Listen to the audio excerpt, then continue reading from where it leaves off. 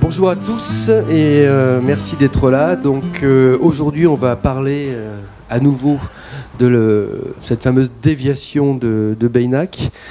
Canal Pourpre avait fait un reportage il y a quelques temps à la maison de la ZAD. On aura peut-être l'occasion d'en parler, mais peut-être enfin pour voir ce que ça devient, si ça continue, s'il y a toujours du monde.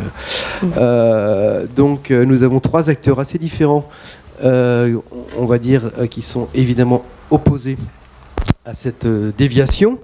Nous n'avons pas invité un contradicteur, puisque Germinal Perrault... Pourquoi évidemment Évidemment, parce que Monsieur Perrault, Monsieur Perrault est ici, avec nous. Ah, oui. Puisque j'ai reçu, comme je pense tous les habitants de Dordogne, ce magnifique 6-8 pages, avec ce titre quand même incroyable, sans point d'interrogation à la fin. Pourquoi il faut terminer le contournement de Beynac ?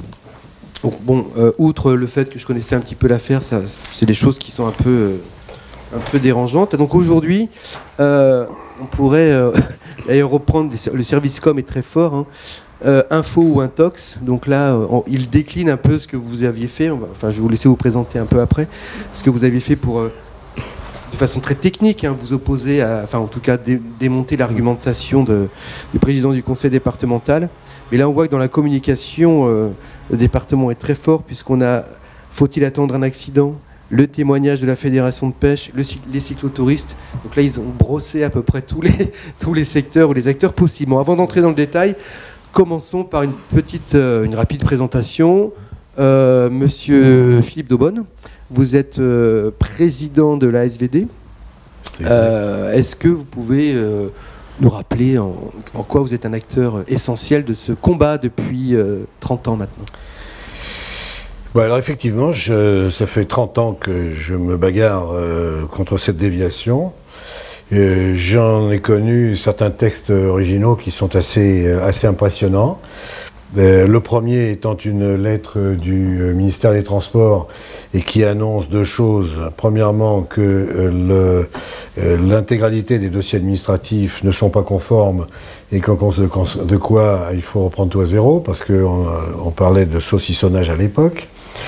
Et cette même lettre pose la question de savoir si, à l'époque, cette déviation serait utile. Donc c'est déjà un grand point d'interrogation de la part du ministère. De quelle époque parlez-vous, pardon? 95.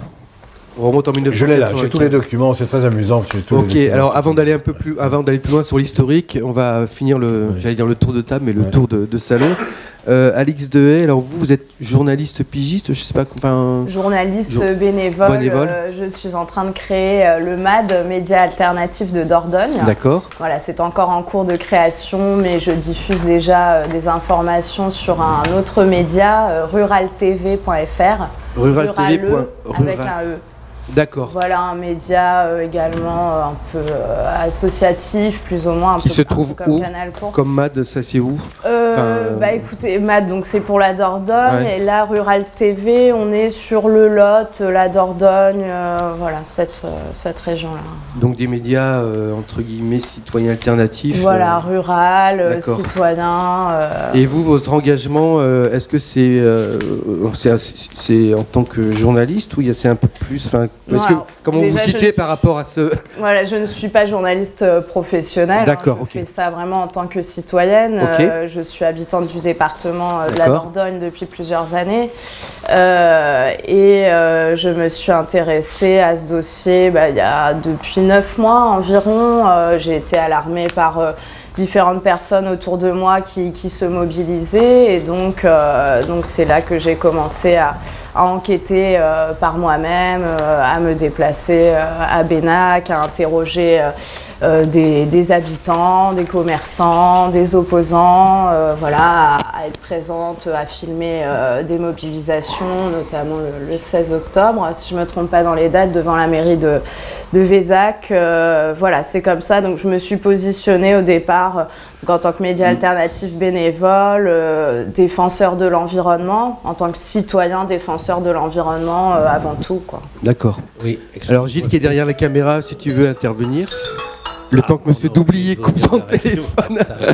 Oui, non, est-ce que par hasard vous êtes pour quelque chose dans l'intérêt qu'a manifesté le quotidien Libération pour l'affaire de Baynac, puisqu'ils ont fait 2 articles assez approfondis sur l'affaire. Oui, tout à fait. D'ailleurs, j'ai noté pas mal de choses très intéressantes, notamment de l'article de Libération du 13 décembre 2018, qui replace bien le contexte. Vous n'êtes pour rien dans l'intérêt de ce journal pour cette affaire. Alors, malheureusement, non, pas à ma connaissance. J'ai été correspondante pour la journaliste qui a fait un article pour Reporter, le média environnemental.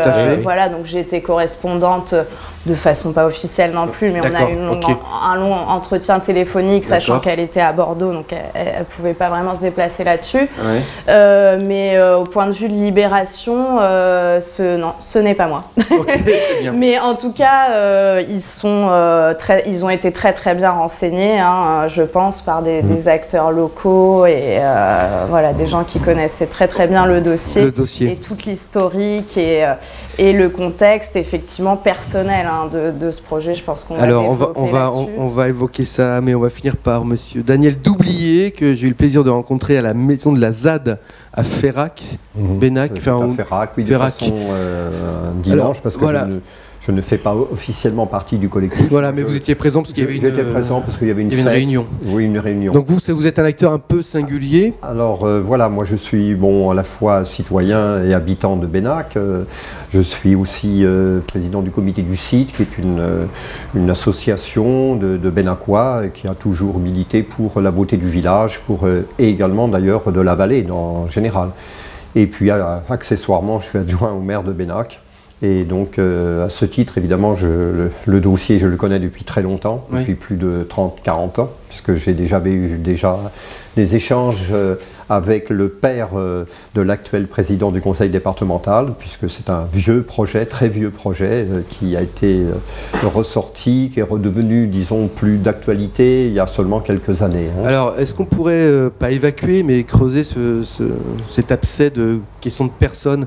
Parce qu'il me semble que ça parasite un peu le débat, puisque d'un côté, le maire de Bergerac, qu'on a reçu la semaine dernière, nous dit mais de toute façon c'est une histoire de châtelain qui manipule les gens.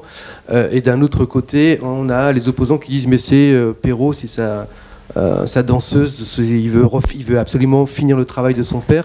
Est-ce que ça se résume simplement à un combat psychologique entre... Non, ça ne devrait pas en tout cas se résumer à ça, parce que c'est quelque chose de beaucoup plus profond et qui est actuellement dans l'air du temps. C'est-à-dire que, il n'y a pas d'animosité personnelle contre Germinal Perrault, ni en même temps un soutien de Châtelain, etc. Ça, je dirais que c'est un enrobage qui est fait pour que localement les gens...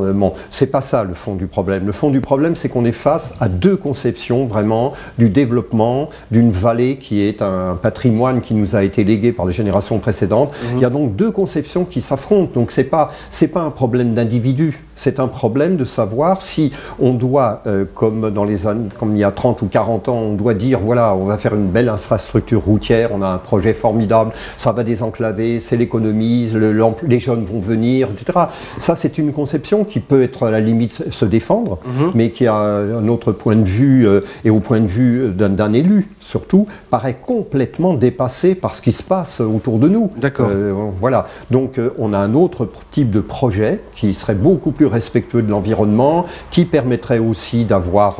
alors justement, tout à l'heure, on évoquait ce président de la Fédération de cyclotourisme qui dit, mais si on ne fait pas le contournement, on n'aura pas de voie douce. Mais c'est absolument faux. C'est absolument faux. Au contraire, nous sommes partisans d'une voie douce, mais pas accompagnant une infrastructure de béton de 12 mètres de large avec des ponts, etc. Parce que je vois mal quand même des cyclotouristes se promener tranquillement à côté d'un défilé de camions, puisque soi-disant cette infrastructure doit générer des trafics de poids lourds dont on se demande d'ailleurs d'où ils sortent. Hein. Voilà. Bon, alors, évidemment, donc c'est 2 conceptions différentes, c'est pas un problème d'individu. Voilà, alors quand on voit la une de ce journal qu'on peut qualifier de propagande, voilà, une surutilisation d'une image où il n'y a absolument aucune atteinte. Alors c'est marrant parce que la légende, c'est l'absence d'atteinte au paysage, mais il y a quand même un pont, enfin c'est très urbanisé, hein, donc voilà. Mais bon, je ne vais pas me faire l'avocat du diable parce que tous les éléments, les arguments du conseil, du président du conseil départemental ou du service de communication tout le monde l'a reçu dans sa boîte aux lettres. Donc je vais essayer un peu, ou tu peux aussi te faire l'avocat du diable, Gilles, si tu veux.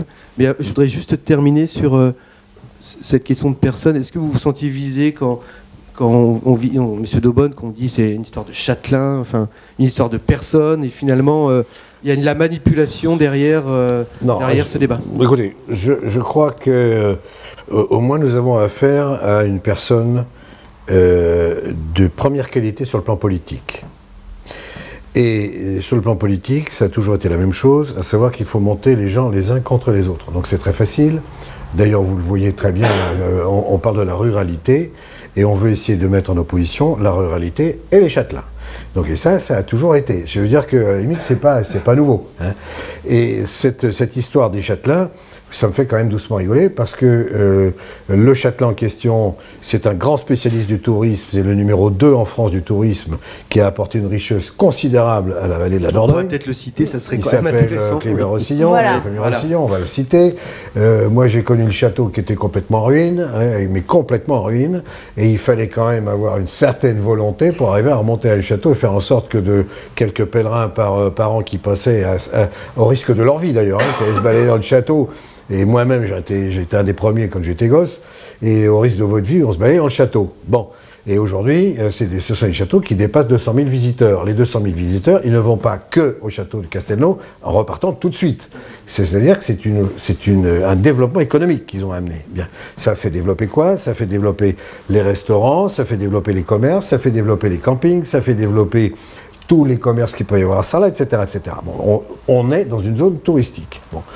Le même châtelain, pour parler que de lui, le même châtelain passe un contrat avec le château de Marquessac, qui était un château privé, et dans ce contrat, qu'est-ce qu'il fait? Il va restaurer le parc de Marquessac.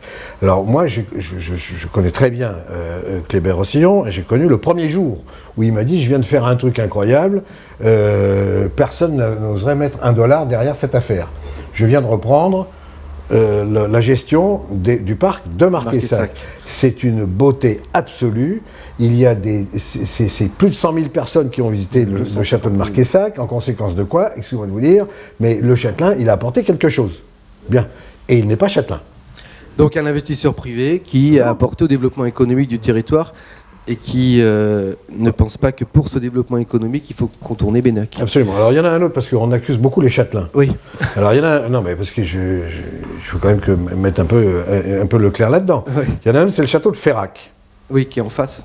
Qui serait à 147 mètres de la déviation. Oui. Oui, 147 mètres. Et on vous dit, ça ne dérangera absolument pas. Sauf que ce château a été entièrement restauré, remarquablement bien restauré, que j'aurais aimé qu'il y ait des Français qui puissent faire la même chose aussi bien et aussi vite. Il a fait travailler énormément de corps d'État, des corps de métier, pardon, il a fait travailler énormément de corps de métier. Il a fait non seulement travailler ces gens-là pour cette propriété qu'il a ici en Périgord, mais les mêmes ont été travaillés aussi aux États-Unis, où il leur a payé le voyage, le séjour, etc., etc. Donc, je pense qu'il vaut mieux avoir un peu de respect pour ces gens-là, au lieu de chaque fois chercher à les descendre. D'accord. Alors, et le dernier, qui est le château de Bénac, oui. Que j'ai aussi eu l'occasion de connaître même avant le nouveau, eh bien c'est pareil, ce sont des gens qui ont investi, ce sont des gens qui font venir du tourisme, ce sont des gens qui font développer une économie, et la Dordogne est quand même un des énormes départements avec une énorme concentration touristique, et je ne vois pas pourquoi du jour au lendemain il faut les jeter à la poubelle. Parce que c'est le cas d'aujourd'hui.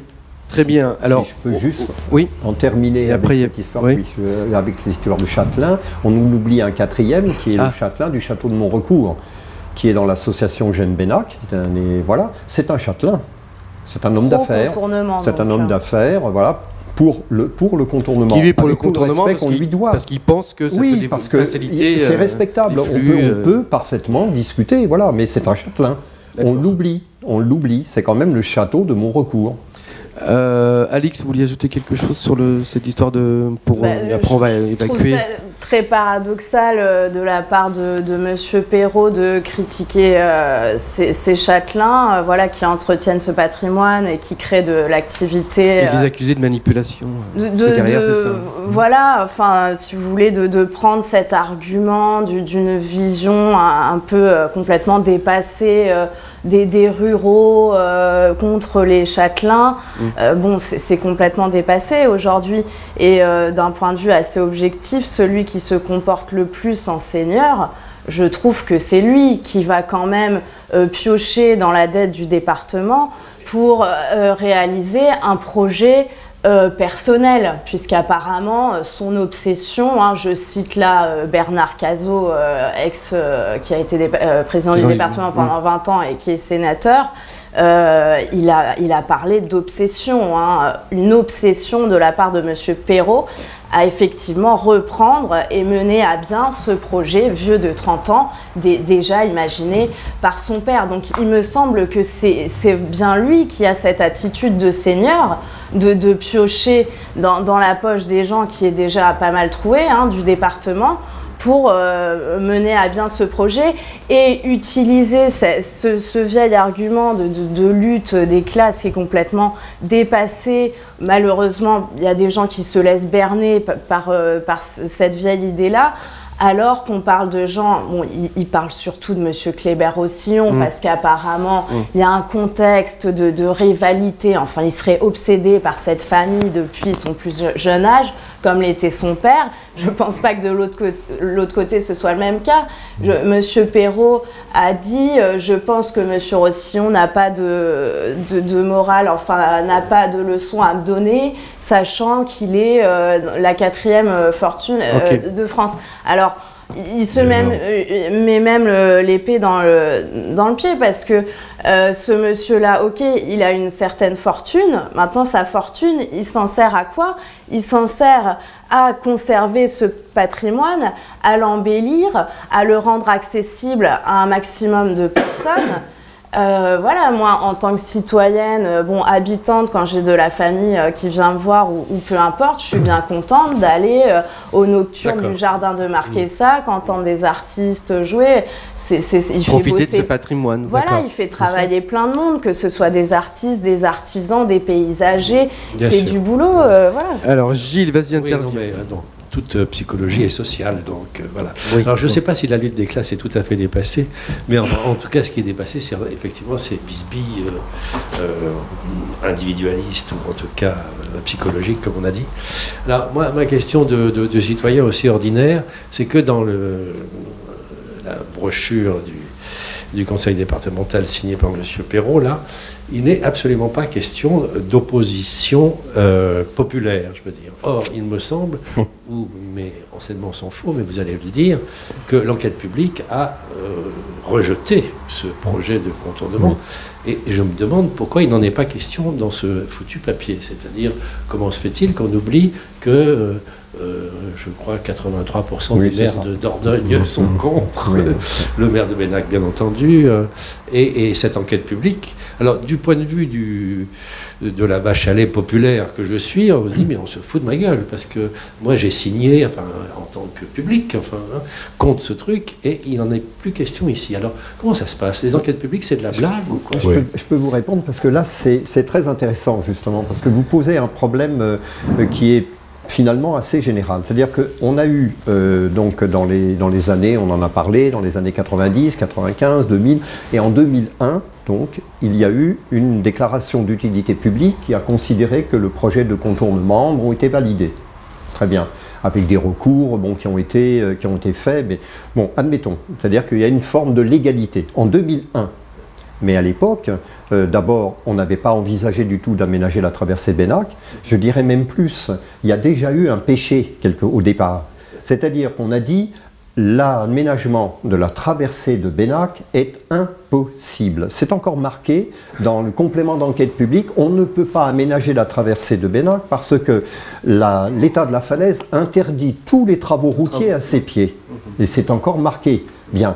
Donc, d'une certaine façon, on a dit, voilà, il n'y a pas d'alternative. C'est-à-dire qu'on peut passer par le haut, par le bas, etc. Mais finalement, la meilleure solution, c'est de contourner. Donc on en est là. Nous, en tant qu'élus, ce qui s'est passé quand on a eu notre mairie, on s'est dit, mais c'est un raisonnement absurde. Parce que même si le contournement se fait, à supposer qu'il se fasse, l'été, on sait que c'est un des plus beaux villages de France, on aura toujours énormément de monde. On avait une traversée de village où la chaussée était à 4,80 m dans une partie dangereuse. Le trottoir faisait 90 cm, les piétons étaient en danger. Donc on s'est dit, mais si on contourne, on aura toujours ce problème-là l'été. C'est-à-dire qu'il y a autant de monde qui viendra, on aura toujours ce problème-là. Donc quand on a rencontré le président Cazot, il y a plus de 10 ans maintenant, on lui a dit, mais écoutez, monsieur le président, si vous contournez et qu'on ait toujours les mêmes problèmes dans Bénac, mais que vont dire les contribuables de la Dordogne? Vous avez contourné, on est toujours en danger dans Bénac. Donc on a dit, la sagesse, ça commence quand même de chercher à aménager la traversée de Bénac pour voir si c'est possible. Et donc là, d'ailleurs, on a eu la bénédiction de Cazot. Cazot nous a dit, mais il n'y a pas de problème, moi je vous soutiens, faites ce contournement, faites cet aménagement. Excusez-moi du lapsus, faites cet aménagement, parce que le contournement, de toute manière, c'est la voie Germinal-Perrault, moi je serais mort avant qu'elle se fasse. Voilà exactement ce qu'il nous a dit. D'accord. Donc on est parti. Alors, la légalité du contournement repose sur la DUP de 2001. Il y a eu un complément d'enquête publique en 2017, fin 2017, où les citoyens ne devaient se prononcer qu'au titre de la loi sur l'eau. La loi sur l'eau, c'était donner son avis sur les ponts, sur leur esthétique, sur éventuellement d'autres problèmes, mais surtout, les citoyens ne pouvaient pas remettre en cause la DUP de 2001. C'est-à-dire qu'ils se sont exprimés dans l'enquête publique, ils ont dit non, on ne veut pas du contournement.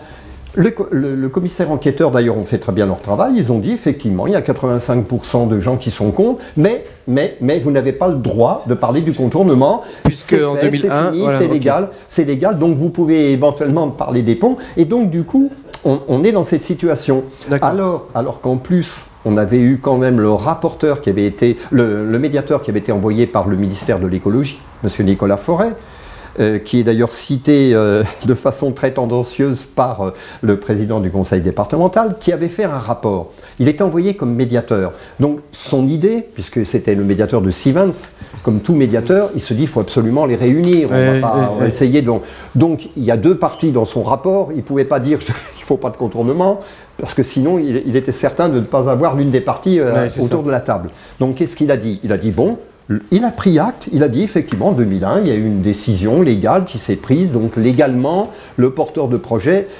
a d'une certaine façon la légalité de 2001. Mais il y a une deuxième partie qui est soigneusement évitée, dont on ne parle jamais, Germinal-Perrault. Il a dit, mais attention, il y a quand même des choses qui ont changé depuis. Il y a eu l'aménagement de Bénac. Et ça questionne le projet du contournement. Donc il recommandait, parce que, évidemment, en tant que fonctionnaire, c'est une recommandation. La recommandation est claire. Il dit au département, attendez la fin de l'année 2018 pour commencer les travaux.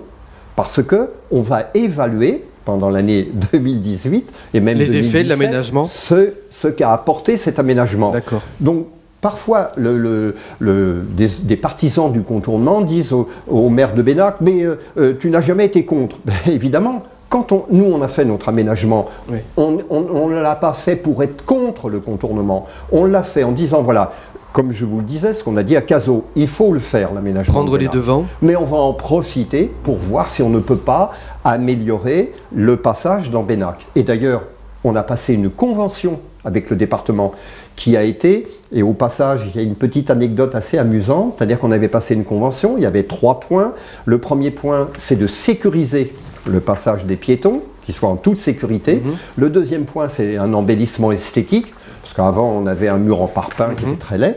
Et il y avait un troisième point, qui était de supprimer le point noir du virage dans la traversée de Bénac pour fluidifier le trafic.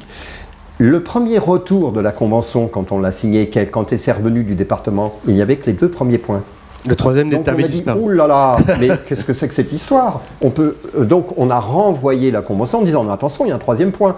Donc effectivement, le département ne pouvait pas faire autrement que de nous donner acte de cet aménagement, puisque la chaussée n'était pas aux normes. Elle faisait 4,80 m. Donc on l'a élargi à 6,10 mètres dans le virage. Le point, c'était vraiment, vraiment très délicat pour se croiser. Et donc notre aménagement a été reconnu d'ailleurs par l'État, la DDT, qui a constaté qu'à la fin, comme un aménagement suffisant, un aménagement réalisé à 100% conforme à ce qu'on a fait au début. Voilà. Donc vous voyez, c'est la réponse. L'attitude des citoyens, c'est de dire mais on ne comprend pas. On a donné notre avis, mais on l'a donné en 2018 ou 2017, enfin fin 2017. Et pourquoi on n'en tient pas compte? On n'en tient pas compte parce que c'est 2001. C'est ça. Il ne s'est rien passé depuis 2001. Excusez-moi, mais l'autre voie des citoyens, c'est la voie associative. Il y a d'une part les enquêtes publiques dont on vient de parler, mais il y a la voie associative. Alors, est-ce qu'on peut résumer, est-ce que les associations, elles aussi, peuvent dire on est quand même majoritaire ou je ne sais pas quoi, enfin, est-ce qu'il y a des associations qui se battent entre elles à propos de ce contournement, ou bien est-ce que le monde associatif est plutôt groupé autour du contre le contournement? Alors, juste pour compléter, pour aller dans faire le lien avec la question de Gilles sur les acteurs associatifs, hein, quand je suis allé à la maison de la ZAD, j'ai croisé une myriade d'acteurs très différents, entre le collectif, votre association, des habitants qui ne sont absolument pas dans, enfin militants en tout cas, qui ne sont pas membres d'une association. Pour prolonger la question de Gilles, c'était à part ce point commun on est opposé au contournement, j'ai trouvé qu'il y avait une articulation un peu parfois contradictoire dans cet assemblage hétéroclite, on va dire, d'opposants. Alors, est-ce que, pour reprendre la question de Gilles, est-ce qu'on pourrait... Oui, voilà, on va résumer. Est-ce que vous pouvez nous dresser un peu le tableau? Je voulais donner une image. Ouais. Quand vous voyez un diamant, oui. Il a des multiples faces. Hein, oui. Et vous ne dites pas, c'est drôlement hétéroclite, d'un côté la lumière arrive comme ci, comme ça. C'est normal. C'est un diamant. C'est au contraire, ça reflète la complexité. J'ai jamais vu de diamant, donc je peux pas. Ah, c'est dommage. C'est beaucoup de bonne volonté qui s'assemblent. Alors, donc est-ce que vous pouvez nous faire un rapide tableau des acteurs associatifs? Oui, il y a effectivement, oui. Bon, c'est très simple. Vous avez une association qui s'appelle la CEPANSO. Oui. Cette association, elle est reconnue d'utilité publique, elle est déclarée, et elle a en son sein, si vous voulez, la possibilité de s'exprimer même officiellement. La CEPANSO, ça fait longtemps qu'elle existe. La CEPANSO est CEPANSO Dordogne, et en plus, elle appartient à CEPANSO Aquitaine, nationale, et CEPANSO est membre de la FNE. Bon, donc déjà, c'est une grosse structure. Bon. À côté de cela, il y avait à l'époque, il y a 25 ans, une association qui s'appelait ADSVL, qui était une association locale. ADSVL, Association de défense de la vallée du Céou et de Vézac. C'était une association très locale. Bon, cette association a été menée par des gens que je retrouve aujourd'hui dans la SVD, pardon. Et qui est mort de sa belle mort parce que il y a eu cette fameuse DUP de 2001, tous les trucs sont tombés un peu en désuétude, et on s'est dit jamais ça va ressortir, et puis c'est ressorti quand évidemment le président Perrot, ou tout au moins quand Jean-Michel Perrot était nommé président du département, et là il a ressorti évidemment le dossier. Mais entre cette période, entre 2001 et il y a peu d'années, là c'était le grand silence. Bon. Alors, il a été recréé, c'est assez amusant d'ailleurs, il a été recréé une association qui s'appelle Association de sauvegarde de la vallée de la Dordogne. Et cette association, alors il y a une anecdote. Quand vous voulez créer une association, en règle générale, vous avez toujours tout un tas de gens qui se précipitent, et à ce moment-là, vous avez une communauté à qui on dit, bon alors, qui prend la présidence? Et évidemment, là, il y a eu un silence de mort. Oui, d'accord. Alors, grand silence. Et l'anecdote, c'est que ma fille était dans cette réunion, et Kléber Rossillon était aussi dans la réunion, et Kléber dit à ma fille, et ton père? Et bon, le père, il était à 10 000 km de là. D'accord. On va lui téléphoner, pourquoi pas, et je lui dis, c'est pourquoi? Si c'est pour la déviation de Bénac, ok, banco, je pars. Ce qui fait qu'à 10 000 km, j'ai été nommé président de la SVD. C'est assez marrant, au lieu d'être au milieu du troupeau. Bon. Alors, quand je suis arrivé pour voir un petit peu comment était cette association, bon, c'est une association quand même qui a plus de 100 personnes. Hein. Enfin, il y a quand même pas mal de monde.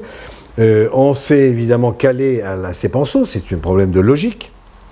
Et entre notre association et la CEPANSO, il y a une osmose, c'est-à-dire que nous sommes plus orientés vraiment sur la défense de la vallée de la Dordogne et puis ce qui est un petit peu autour, et la CEPANSO, c'est plus avec... Il y a le contexte de Natura 2000, on l'a pas rappelé. Et puis il y a un contexte, alors j'allais vous en parler justement, et il y avait dans cette affaire-là, il y avait évidemment le contexte Natura 2000 avec une préservation de la vallée de la Dordogne.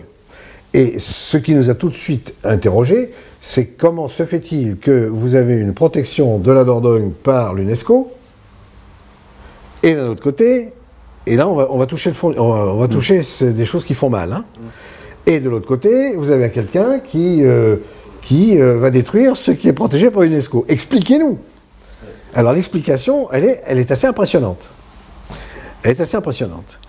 Et vous avez une entité qui s'appelle Epidor, qui est chargée de faire l'étude de protection de la vallée. De la vallée, oui. Dans le cas de Natura 2000.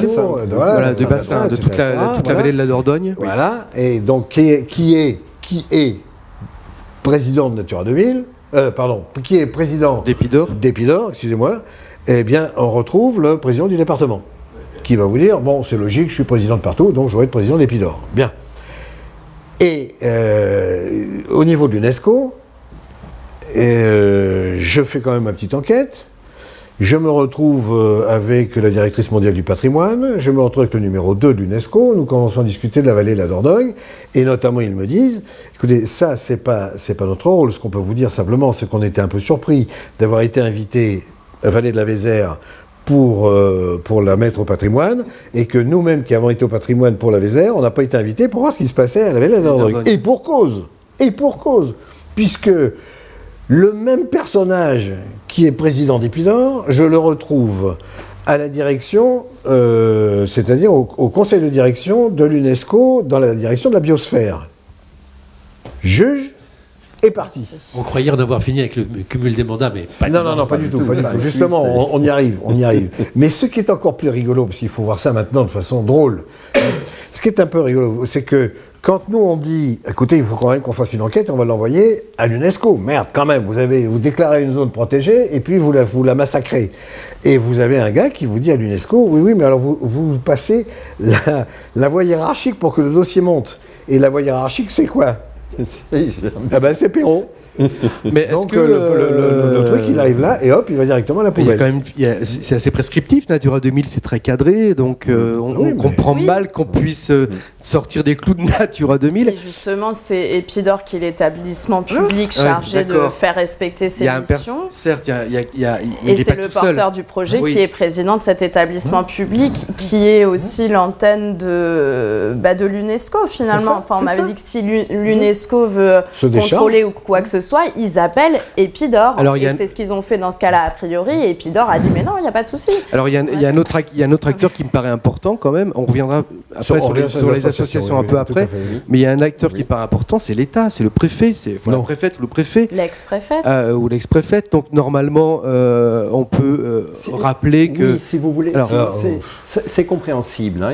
Il faut pas noircir quand même disons, le carcan dans lequel a été prise l'ancienne préfète, parce que c'est vrai qu'il y avait des pressions du département, ça c'est certain, mais bon, elle a été dans le rôle de l'État, puisqu'il y avait la DUP de 2001. Okay. Elle n'avait pas la possibilité, elle, de dire, bon, c'est pas légal.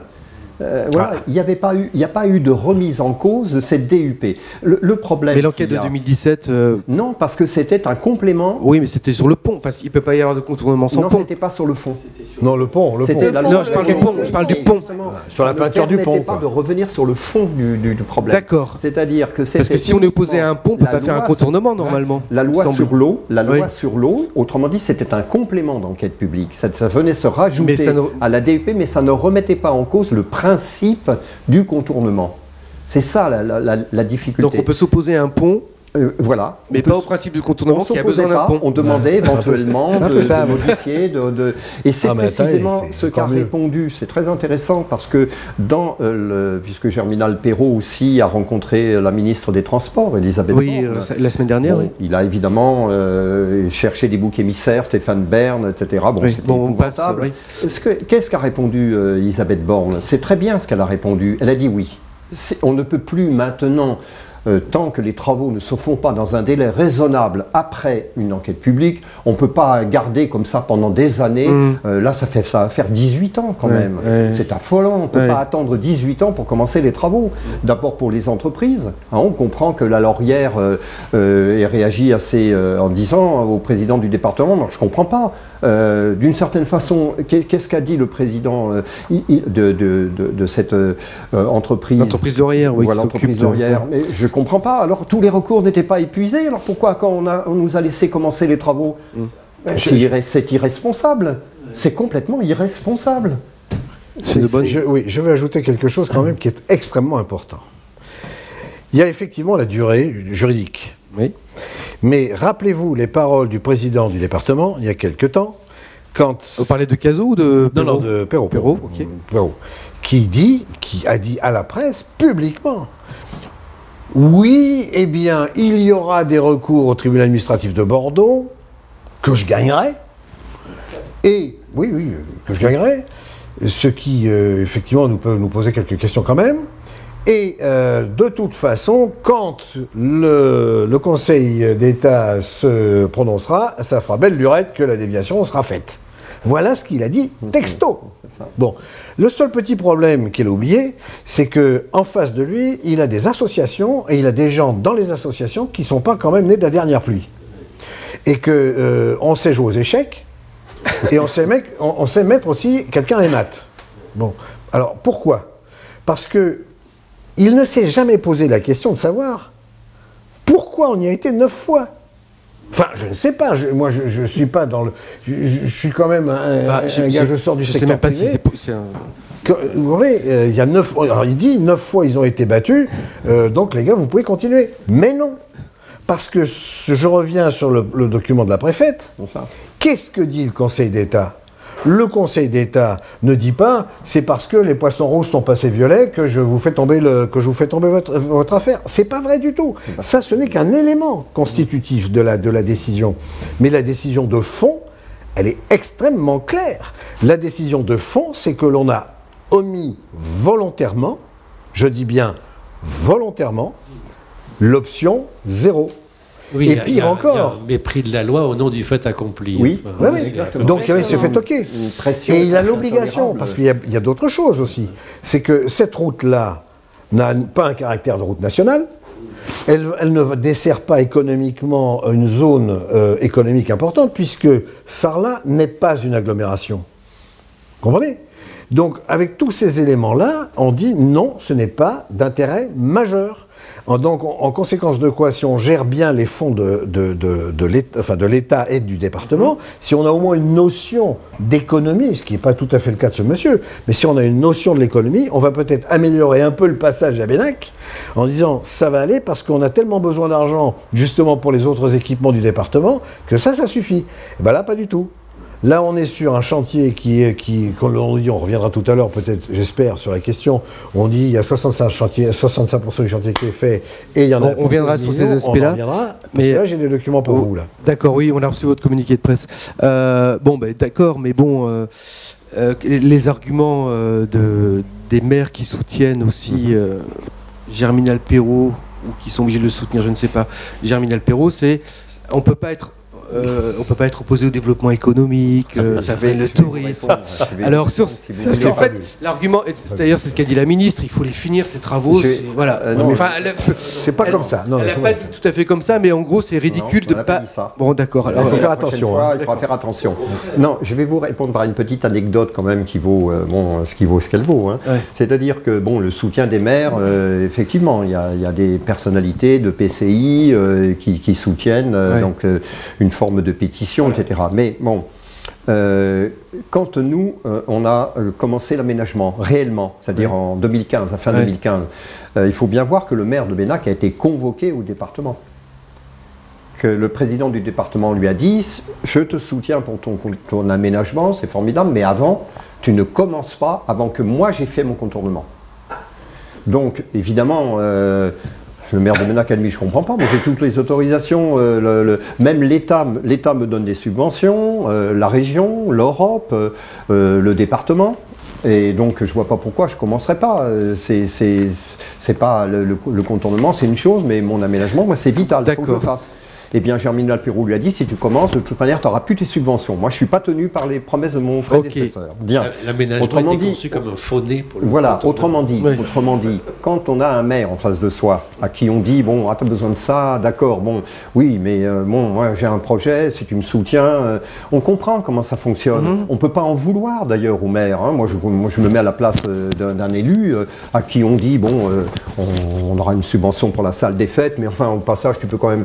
On comprend que si c'est un maire qui habite à 100 km de Bénac, à la limite, ils disent « Bon, bah, tu as ma bénédiction, il faut le faire. » Voilà. Mais qui, parmi tous ces maires, s'est penché réellement sur le problème de la traversée? Qui est venu? Qui passe tous les jours dans Bénac? Alors, le Conseil d'État a employé un mot qui est très important. Il n'a pas dit que le projet était inutile. Il ne dit pas ça. Il dit que le projet n'a un intérêt limité.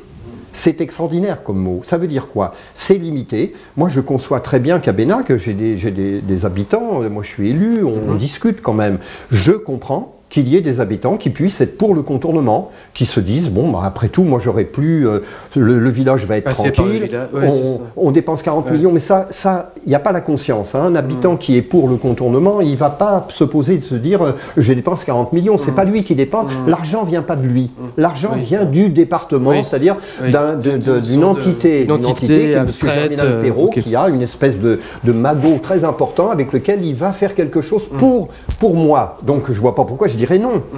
Donc on a vraiment cette situation. Donc il y a une association dans Bénac qui s'appelle J'aime Bénac, qui regroupe alors le frère de Germinal Peyroux, son neveu, etc., qui disent oui, il faut le faire parce que c'est vraiment utile. Donc là on comprend. Mais ceci dit, il y a d'autres habitants de Bénac qui comprennent très bien que ce n'est pas simplement le problème de Bénac, c'est une espèce d'alibi Bénac. C'est-à-dire que ça concerne la vallée. Et on ne va pas me dire quand même, quand le président dit par exemple, ça pollue quand des camions ou des voitures passent dans Bénac, s'ils passent 700 mètres en face, ça ne polluera pas. Enfin bon, mais c'est n'importe quoi. D'autant plus que l'aménagement qui est prévu, en plus, il ne va pas résoudre les problèmes de Bénac. Parce que l'été, on a effectivement des remontées de fil, parce qu'il y a beaucoup de monde, c'est un très beau village. Mais là, ce qu'il faut voir, c'est la façon dont le projet est conçu. Oui, on a vu Vous avez vu? Oui. Il y a pas on en parle dans le reportage de novembre, voilà. Ça va faire une sorte de bouchon. Ça va faire des remontées de fil aussi dans Bénac, plus le côté accidentogène dû au fait qu'il y a au carrefour de la Treille, il y a déjà eu 3 accidents. En un mois. En un mois, il y a 3 accidents. D'accord. Bon, ils ont créé une zone accidentogène. On crée une zone accidentogène. C'est pas ce qui est marqué dans puisque vous parliez d'associations, on en a une qu'on a avertie immédiatement, c'est Madame Perrichon, qui est la présidente de la Ligue contre la violence routière. Quelle a été sa réaction? Elle connaît quand même les gens du ministère, Monsieur Jalon, auprès d'Édouard Philippe, etc., qui est à l'origine de la limitation à 80 km/h. Bon.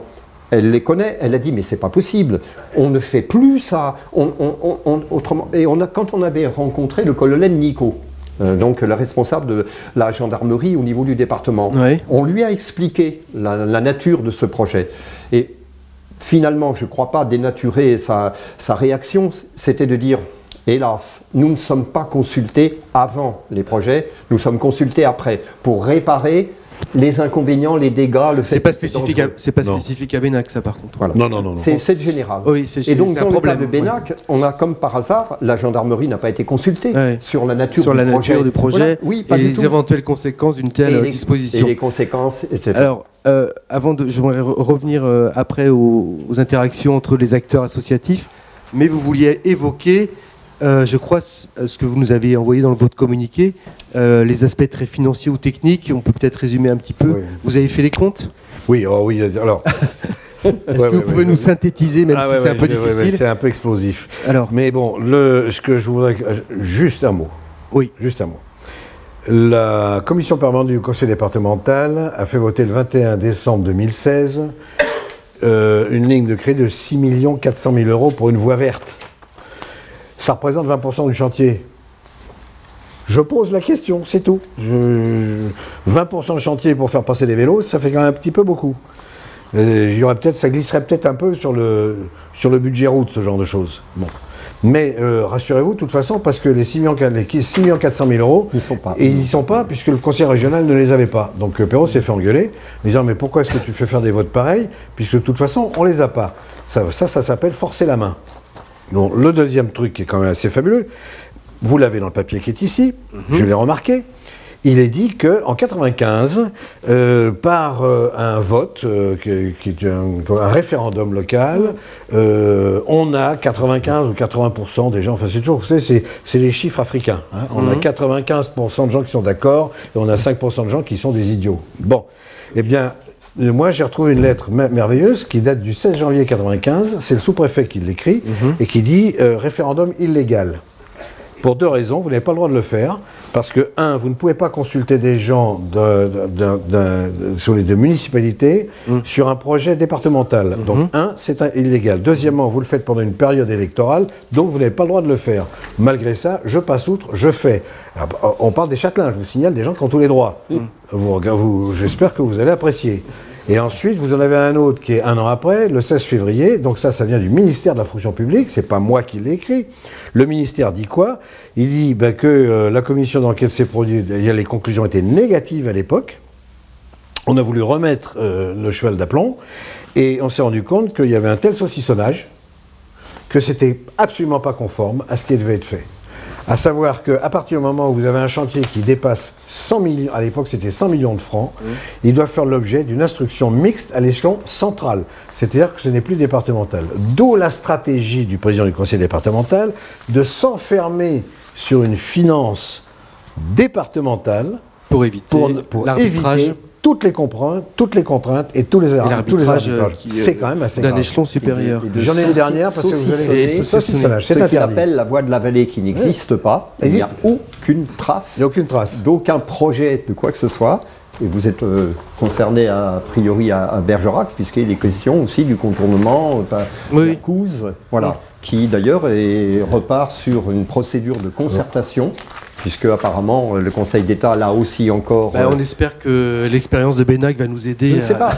Je ne sais pas parce que si vous voulez, nous, on n'était pas contre un contournement a priori.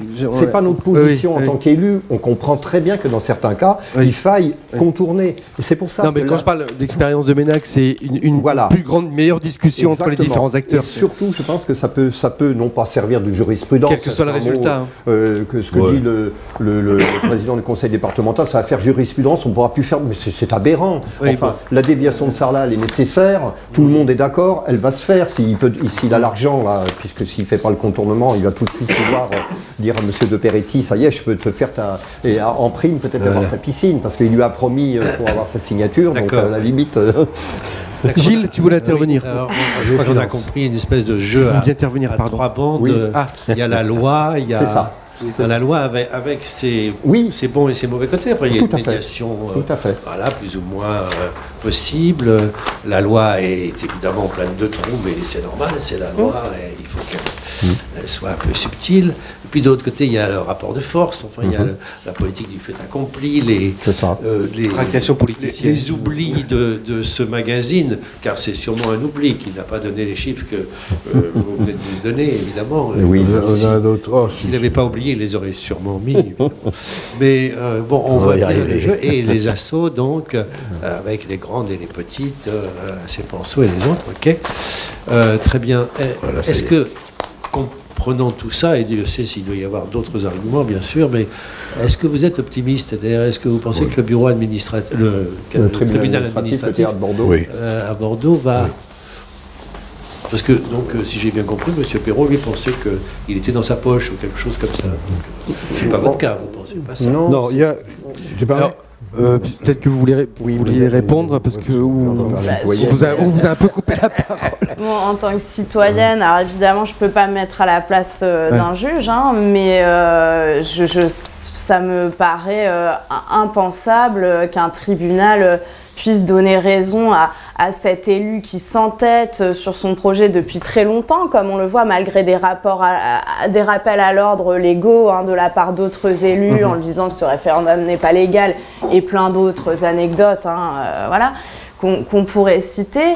Malgré tout ça, il s'entête et il montre qu'il est prêt à tout écraser, à tout piétiner pour atteindre son objectif, en refusant le débat de manière systématique, en refusant toute discussion, en refusant tout débat avec les citoyens, alors que c'est pourtant prévu légalement, ce sont des obligations légales prévues par le Code de l'environnement, quand il s'agit de grands projets comme ça, voilà.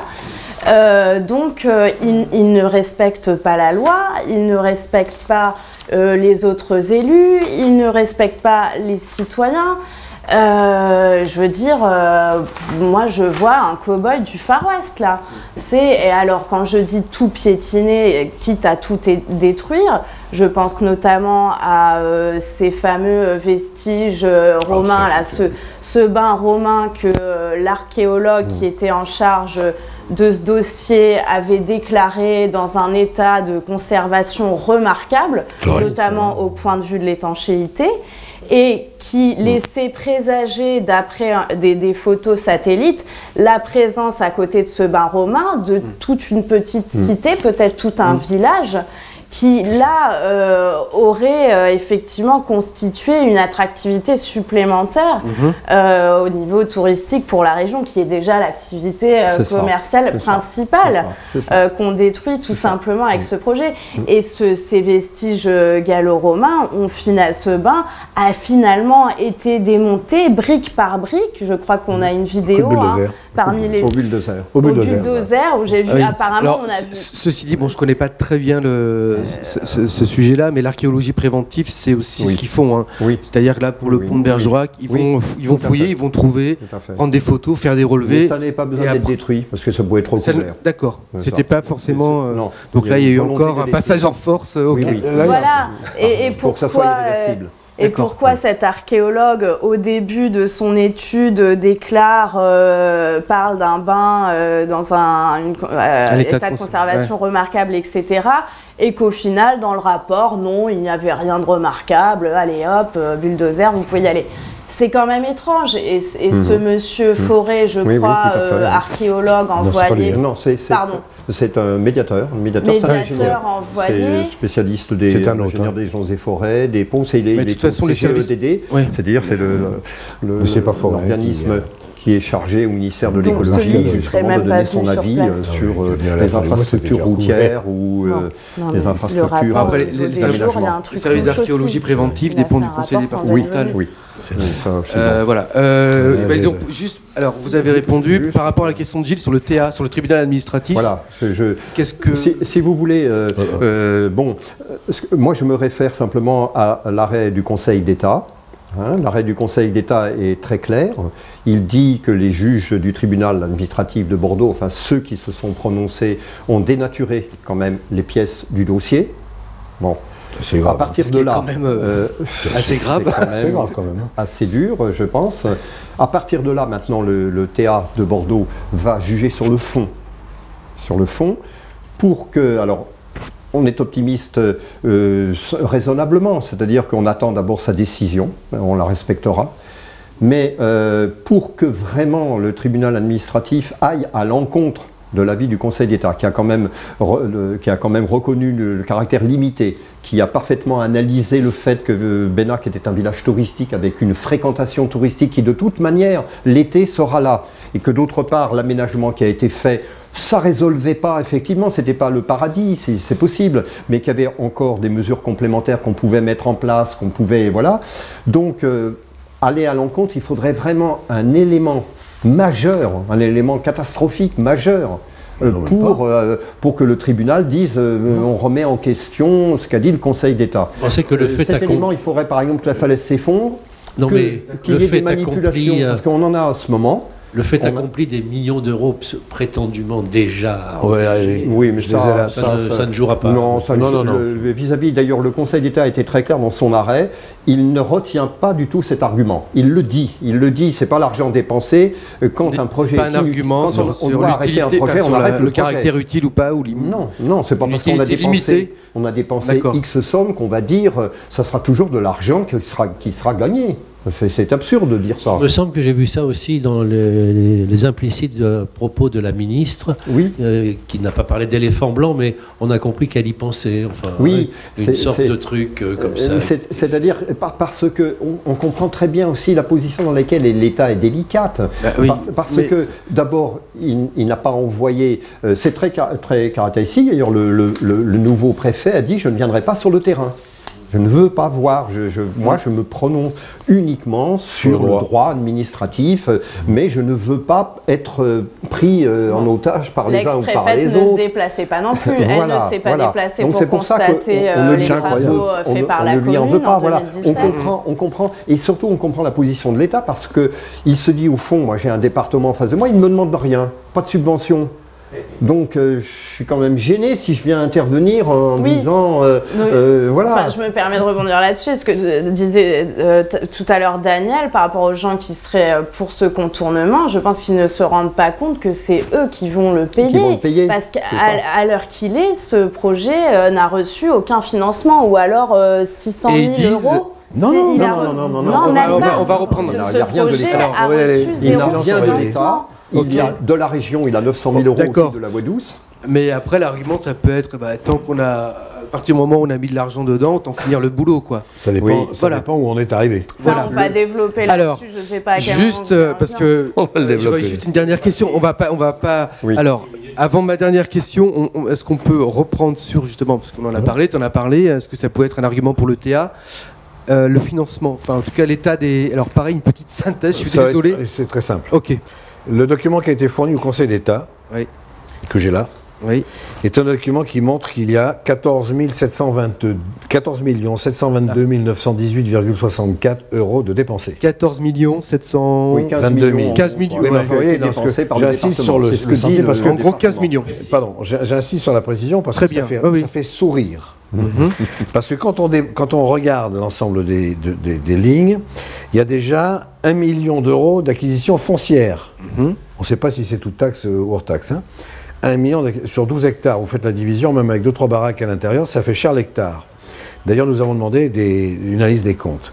L'étude, je veux bien. La maîtrise d'ouvrage, je veux bien. Il y a 2 300 000 de maîtrise d'œuvre et de contrôle extérieur. Archéologie préventive, c'est-à-dire plutôt, pour moi, c'est archéologie destructive. C'est 545 000 euros, c'est quand même pas mal pour foutre tout en l'air. Ouais, ceci dit, travaux préparatoires. Je ne vais pas les défendre, mais l'archéologie préventive, ils sont obligés parfois de détruire. Là, c'est vraiment rasé. D'accord. C'est rasé. C'est leur boulot, quoi. Enfin, je veux dire. Il aurait pu, il pourrait passer un tout. Enfin, bon, peu importe. Après, moi, j'ai aucune idée. Alors, si 500 000 euros, les travaux préparatoires, cela, pourquoi pas, 104 000 euros. Le dévoiement de la RD 53 VC2, il y en a pour 511 000 euros. Je vous signale que c'est dans ce dévoiement que, fabuleusement, il y a déjà eu 3 accidents. L'ouvrage du PEC et de Ferraille, il y en a pour 8 millions. Et le pont-rail des Milandes, et c'est là où j'insiste. Le pont-rail du château des Milandes. Voilà, il y en a pour 1 500 000. Alors là, on s'est dit quand même, il y a un petit problème. Alors, sans reprendre tous les points, parce que sinon on va pas... Ça fait ce qui a été donné, tous les points. Il a annoncé 14 millions. Donc vous avez fait vos comptes. Nous, on a... À peu près, vous avez essayé de voir. On a décortiqué le truc. Alors, l'écart par des ingénieurs, qui ne sont pas des ingénieurs économistes, qui sont des techniciens, qui sont des gens qui font des pistes d'atterrissage et des ponts. Donc ils sont, à mon avis, capables de donner un peu quelques idées. Alors, on ne conteste pas, on ne veut pas contester le devis. On part sur 32 millions, mais on le découpe en pourcentage. Ok. 32 millions. On est 32 millions. Voilà. Oui, 32 millions budgétisés, ok. Bon, parce qu'on pourrait aller plus loin, on en a jusqu'à demain. Et là, on a vu que la préparation de chantier représenterait 10% du montant. Là, c'est toujours 10% du montant de devis. Route de contournement, 15%. Le pont du PEC, qui représente 40% pour les piles et 60% pour le tablier. C'est très important, parce qu'il n'y a pas de tablier. Représente donc 30% du devis. Pareil pour le pont de Ferrac, 40% pour les piles et 60% pour le tablier, ça fait encore 30%. Et pour le passage sous voie SNCF, ça fait 15%. Donc en gros, Ça représente 100% du détail. vous voulez dire quoi? En gros, on a fait le calcul. On a chiffré. Alors, en gros, on a chiffré. Alors, je vais vous donner le chiffrage. C'est là où on est quand même un peu étonné. Préparation de chantier, il y en a pour 4,8 millions. Route de contournement, 0. Je le précise, 0. On a encore été refaire un tour pour voir. Il n'y a aucun investissement sur la route de contournement. Le pont du Pec, il y en a pour 3,8 millions. Le pont de Ferrac, il y en a pour 1,1 million. Donc on est déjà loin. De déjà fait. De déjà fait. Le passage sous voie SNCF, il y en a pour 480 000 €.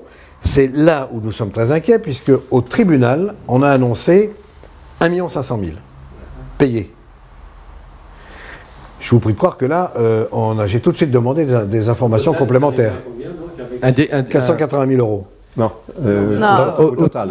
Au total, 11 millions avec le foncier à 1 million et les fouilles à 500 000. 11 millions, oui, pour les fouilles, vous êtes resté. Alors on a 14 millions. Je vous signale que le président du département aujourd'hui, pour faire encore plus peur, annonce qu'il y en a pour 16 ou 17 millions. Et que le chantier est avancé à 65%. Mais pour qui est-ce qu'on nous prend? C'est marqué. D'accord. Et c'est là que je ne peux plus accepter. Et par rapport justement à cet avancement du chantier, je crois que vous avez fait faire une analyse par un ingénieur du génie civil. Je vous laisse annoncer et alors cette analyse aussi dit, voilà, on enlève tout ce qu'il y a à enlever, parce que de toute façon il y a des tas de trucs qui sont enlevés, qui sont prévus dans le devis. Et on dit, ah là là, ça va coûter une fortune pour refaire, ça va coûter la même chose.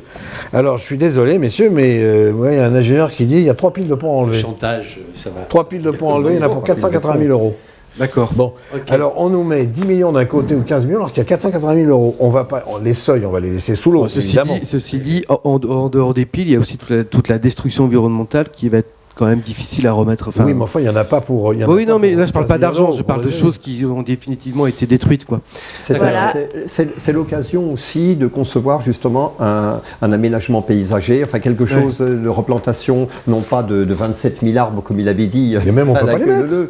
Mais un aménagement paysager, on peut faire quelque chose de formidable là. En termes de je crois qu'on a compris. Hein. Oui, mais en termes de biosphère, voilà, il y a des choses qui ont été détruites. En termes de biosphère, il y a des choses. Non, il y a des choses effectivement irréversibles. Ça repousse, la végétation repousse. Alors une toute dernière et ultime question. J'aimerais savoir ce que ça vous a apporté à tous. Cette résistance que vous avez menée, certains depuis très longtemps, d'autres depuis peut-être moins longtemps.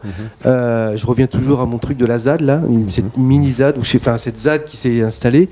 Est-ce que, d'abord, il y a eu des interactions entre les deux rives, parce que ce n'était pas forcément le cas avant. Est-ce que ça a changé la façon dont les gens se causent, se parlent et s'investissent dans cette lutte-là? J'ai regardé un peu, il y a une surutilisation de ces réseaux sociaux, c'est un peu catastrophique, parce que des deux côtés, c'est parfois, voilà. Qu'est-ce que ça a changé pour vous personnellement, ou comment vous pouvez nous donner un petit peu votre avis sur la façon dont les militants, la résistance a permis de construire des choses un peu nouvelles? Je voulais terminer là-dessus. En un mot, si tu m'as juste en un mot. Quand vous... Continuez, je suis parti. Alors, quand vous menez un combat de la sorte, vous ne pouvez pas mener un combat avec une seule arme. Oui. Vous êtes obligé de toucher différents vecteurs. Oui. Vous avez un vecteur de communication. Oui. Vous avez un vecteur économique et juridique. Oui. Et vous avez un vecteur humain. Oui. Voilà. Et c'est toujours comme ça que ça marche. Vous ne pouvez pas, dans une salle de commandement de l'armée, bouger des pions sans que les gens soient sur place. Oui. C'est une des raisons pour lesquelles cette ZAD a été faite, et elle a été faite pour une raison assez étonnante d'ailleurs. C'est en réaction à des propos du président du département, qui a dit un jour, la ZAD, surtout pas. Pas de chance, quand on a entendu ça, le lendemain matin, on lui a mis une ZAD dans les pieds. D'accord. C'est comme ça que ça a commencé. Et en plus de ça, c'est une ZAD avec des gens qui avaient dépassé 60 ans. Nous avons vu, il y a eu beaucoup de gens qui sont passés en disant, vous êtes quand même gonflés. Parce qu'il y a des gars qui, les pieds dans la boue, 14-18. hein, Oui, couché par le gel, par la boue. Moi, il n'y avait pas que des sexagénaires, mais c'est vrai que c'était une bonne partie. Il y avait la majorité. Ils n'étaient pas tout jeunes, les opposants du départ, ils qui ont pas tout vécu jeunes. un mois au moins départ, sur dans la la boue, berge à moins 5 degrés. Et on a été évidemment condamnés. Alors, chose étonnante. Appel pour le bois de chauffage, etc. Non, ça c'est après. Mais bon, ça a été le premier point. Donc la ZAD, c'est après orienté vers des gens qui nous ont aidés. Oui. Et qui ont mis à disposition des bâtiments pour que l'on puisse au moins avoir un point de retrait. D'accord. Bon, c'était à Ferrac. Ah oui, d'accord. Je vous faisais référence à la première ZAD, oui, et après à Ferrac, le bâtiment. Voilà, à Ferrac. Bon. Donc on a d'abord couché dans la boue. Malheureusement, moi j'ai pas pu y être alors que j'ai couché sur le trottoir à Périgueux. Mais enfin bon, c'est le même combat. Hein. Bien. Et après, ça s'est déplacé. Et là, on a cherché des gens pour nous aider. Parce que quand on a des actions de cet ordre-là, vous avez aussi des actions coup de poing. On nous a traités de tous les noms, d'avoir détruit, massacré, etc., etc. On n'a rien massacré du tout. On s'est même rendu compte que vous avez des gens bien pensants qui ont mis des cailloux dans des godets de pelleteuses en disant qu'on avait fait de la destruction, ce qui est faux. Okay. Vous voyez ce que je veux dire? Mais c'est complètement faux. D'ailleurs, sur la photo même, devant la gendarmerie, on dit « Regardez, c'est faux ». Bon, ils n'ont plus que constater. Bref. Cela dit, on a créé un collectif. Et il y avait ce collectif d'associations, avec des gens qui appartenaient aux associations ou qui n'appartenaient pas aux associations, mais c'est un collectif qui a été créé. Un collectif de discussion où on essaie de savoir dans quel sens on va, qu'est-ce qu'on privilégie, qu'est-ce qu'on va faire, quels sont les tracts qu'on peut distribuer, comment on va se débrouiller, etc. C'est un collectif. Et puis, ce collectif a grandi un petit peu, et il y a toujours, dans ces cas-là, vous avez des clivages. Oui. C'est certain. Il y a des clivages. Alors, il y a des clivages qui sont liés soit à la personnalité des uns, soit à la stratégie, soit à des clivages politiques, etc. Enfin, et ces clivages, immanquablement, se sont constitués. Et évidemment, c'est le pain béni pour le président du département qui dit « Regardez, ils sont incapables de s'entendre ». Oui, d'accord. Mais ça, c'était pas grave. Parce que ça au-delà de cette... Parce que là, vous avez parlé de stratégie, mais moi, ce qui m'intéresserait, c'est... Je peux vous donner mon sentiment. Oui. Parce que c'est... Si vous voulez, voilà. Nous, le président du départemental a dit à Elisabeth Borne qu'il est blessé parce que c'est le monde rural qui est attaqué par... nous, vraiment, en tant qu'élus à Bénac, je peux vous parler vraiment de l'expérience du maire, des conseillers, des adjoints, etc., on a été profondément blessés par l'attitude de menace, de mépris du président du département qui ne nous a jamais, on n'a jamais pu le rencontrer. C'est fou ça. De la même façon, on n'a pas pu rencontrer la préfète qui pourtant avait cherché, on a rencontré la préfète, mais elle avait cherché à faire une concertation, elle n'a pas pu.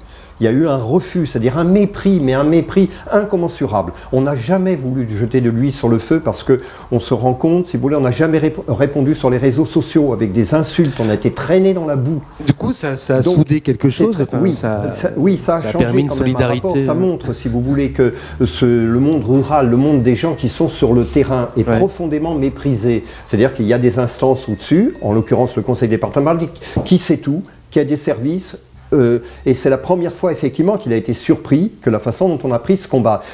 Par contre, la satisfaction qu'on a eue, c'est précisément le fonctionnement de la démocratie. C'est-à-dire, on avait donc effectivement un tribunal de Bordeaux, des enquêtes publiques, on était déboutés, jamais on a dit. Par contre, on attendait le Conseil d'État. Et pour une fois, contrairement à ce que dit le président du conseil départemental, ce n'est pas l'État qui a condamné l'État. Ça n'absolument, il comprend rien, ou il fait semblant de ne pas comprendre. C'est une juridiction indépendante, c'est un pouvoir indépendant qui s'est prononcé de façon impartiale.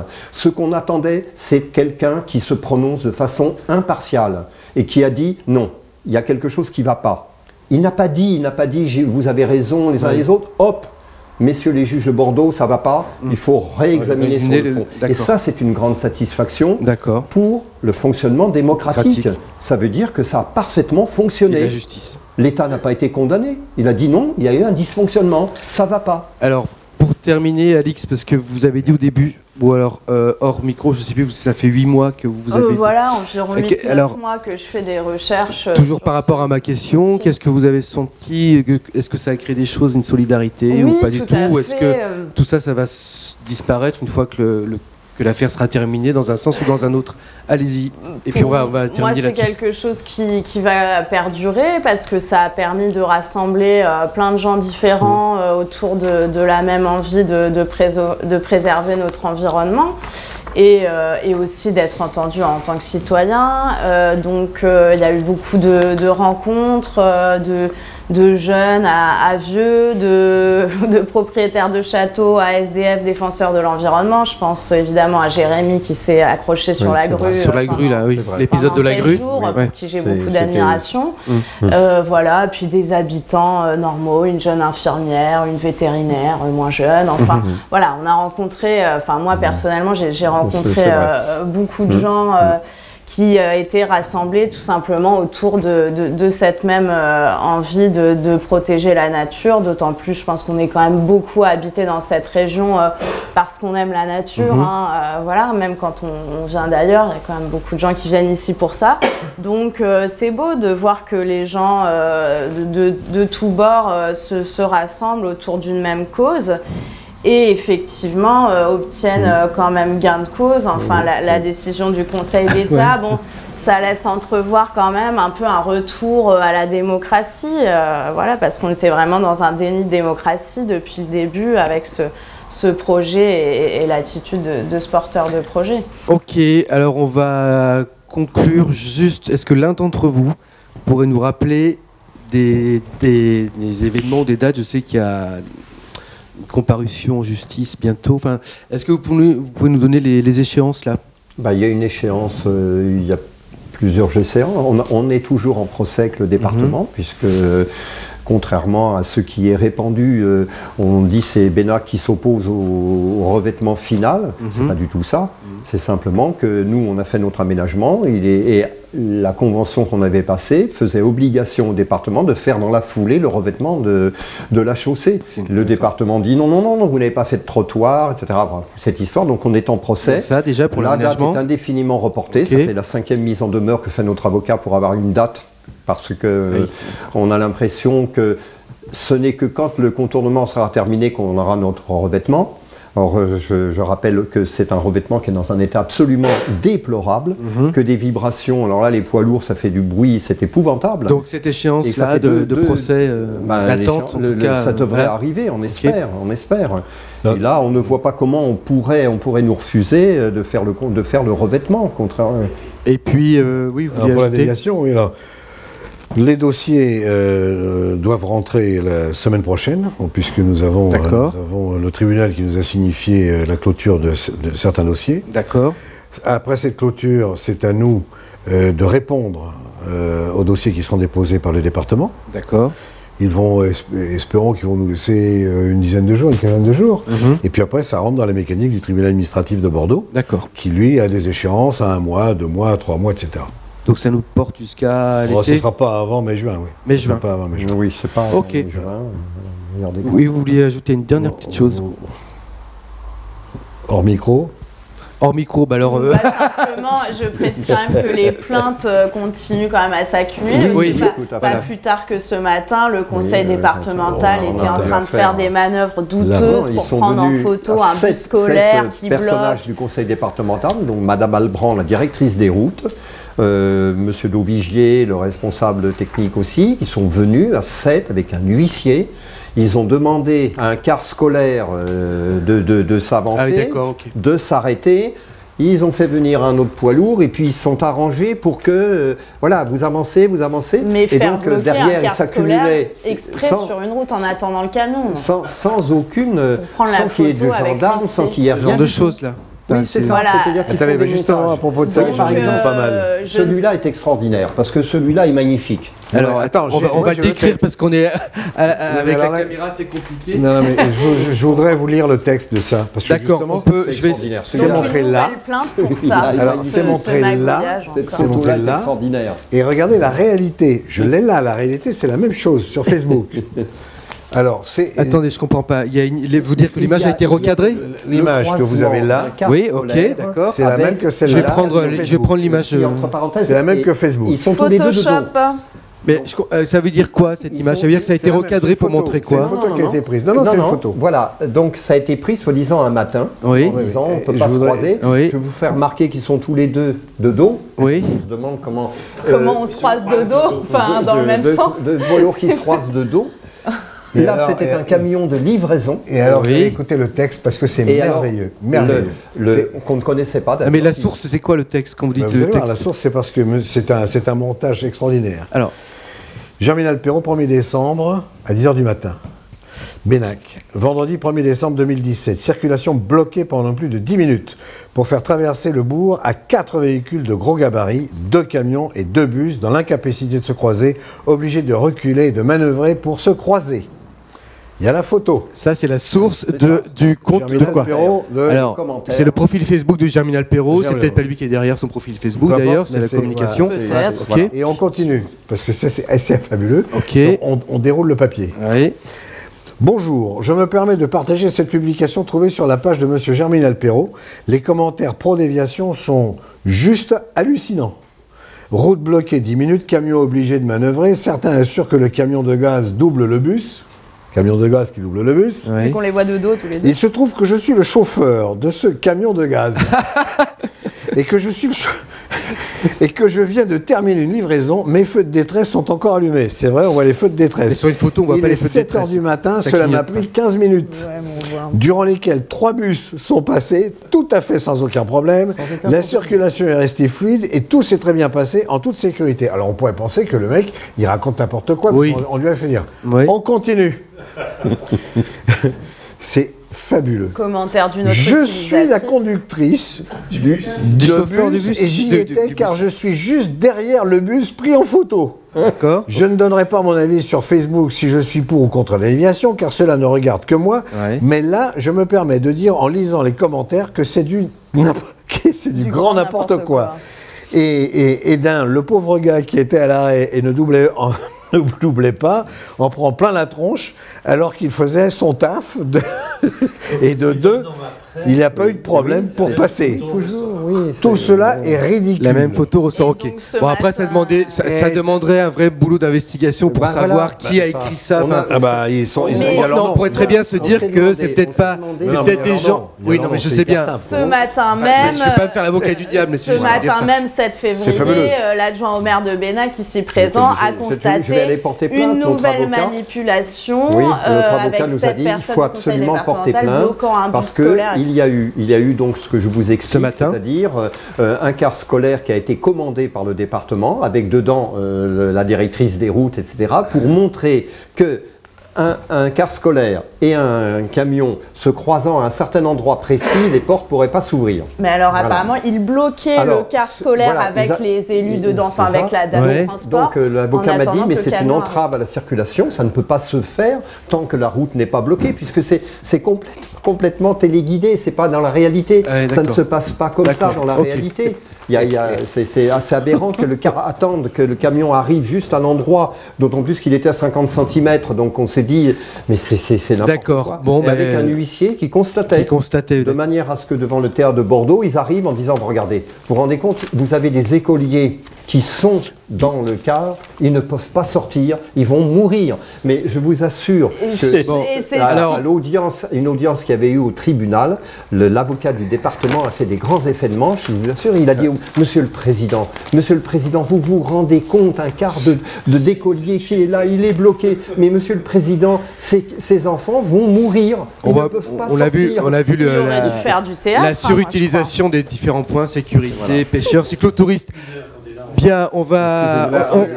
S'il vous plaît, on n'est pas journaliste, nous, hein, on est bénévoles. Personne n'est journaliste, en fait. Soyons tout va bénévoles, bien. mais regardons ça. Regardez toujours les Moi photos, non c'est merveilleux. Non, mais on peut pas Vous avez ouais, des photos prendre, ici, parce que vous avez deux camions qui ne peuvent pas se bloquer. Sauf que Alors- quand on regarde bien, il y a un mec derrière avec un petit gilet qui prend les photos. Bon, enfin, Vous on voyez peut qu'il y a rire des toute la kamikazes comme journée. ça. hein. On pourrait faire une analyse de toutes les photos. Voilà. Bon, on était très content d'avoir ce point de vue que certains trouveront un peu unilatéral, mais c'est comme ça. Eh bien, merci. Monsieur Germinal Perrault a le droit de réponse, Quand mais il on veut, s'est oui. aussi appuyé sur cette publication fait. coûteuse C'est pour sur les ces arguments. citoyens. Oui, tout à fait. Merci beaucoup, et puis on Merci attend à la vous. suite, Merci à vous. et Ouais. on viendra peut-être sur place à l'issue. Merci à vous. Merci. Avec plaisir. Merci. À bientôt. Au revoir.